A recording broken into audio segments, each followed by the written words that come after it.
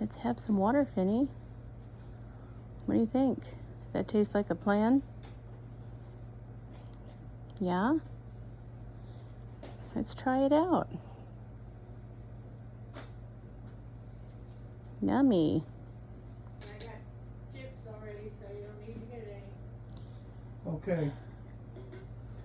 Well, we had other chips too. So, is everyone having a nice summer so far? It's starting to really get nice and toasty down here in Southern California.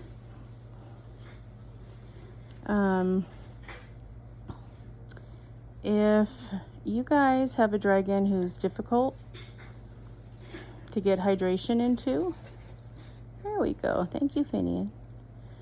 I really highly recommend teaching them to drink out of some kind of a dropper bottle system for a few reasons. Number one, anywhere you go with them, you can just pop it into your bag or your purse or your pocket and have water available to them, which is very important.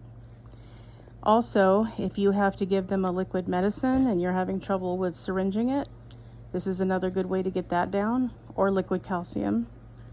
A lot less fighting. Now, you saw it took Finn a minute. I mean, when I started putting the drops of water on his mouth, he was a little bit lax. Sometimes he's lax, sometimes he's like, yeah, right now I'd like it, please. But one of the first things, as soon as I got Finn, when he was 13 or 14 months old, the first thing I did is I'm like, okay, I want you to start taking in some water in any way I can get it into you. Because remember, dragons do need to drink water. They do not, like some reptiles, suck it in through their skin. So you have to actually get it down them.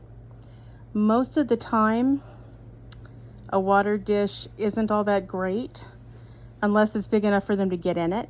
If it's big enough for them to get in, it's fine. You finished, Finnian? A little more, maybe? So, otherwise, they like to bathe in it. Most of the time, if they're happy in their bath water, they will drink their bath water.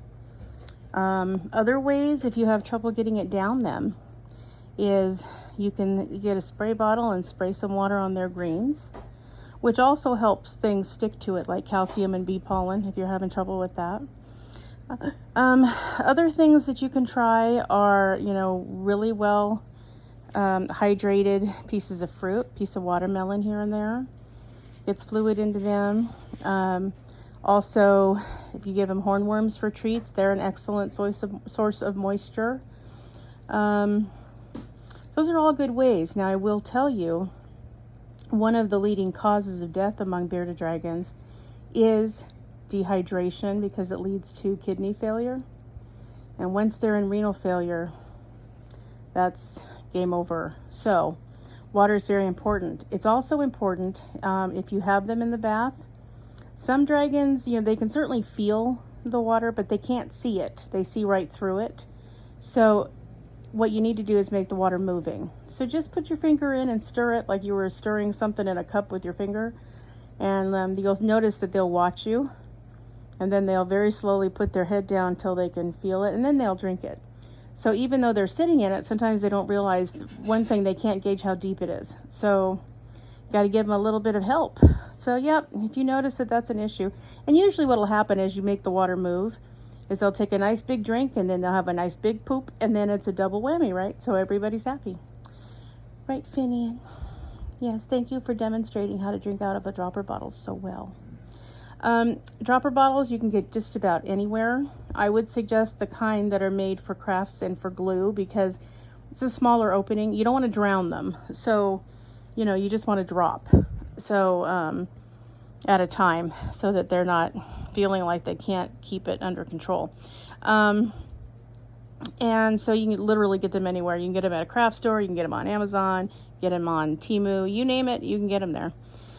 But yep, it's going to be hot weather, people, and even though, yes, these are desert animals and they like their heat, they need hydration. Right, Finnian? Yes. Hydrated means fine.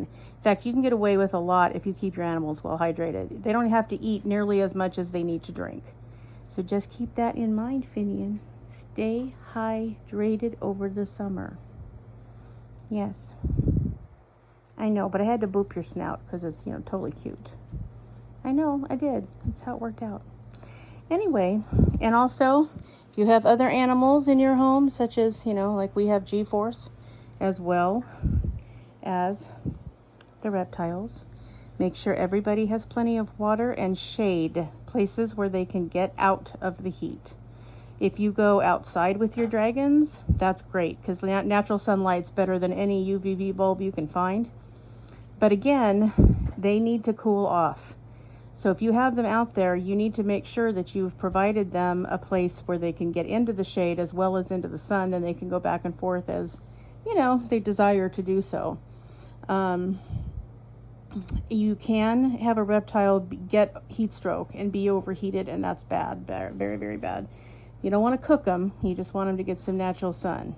So that's what's up, guys. Hope everybody's enjoying the weather changes and getting a little bit of sun and getting some vitamin D out there and getting your reptiles out there. And yeah, all's right with the world. All right, guys, have a good day. Talk to you soon. Bye.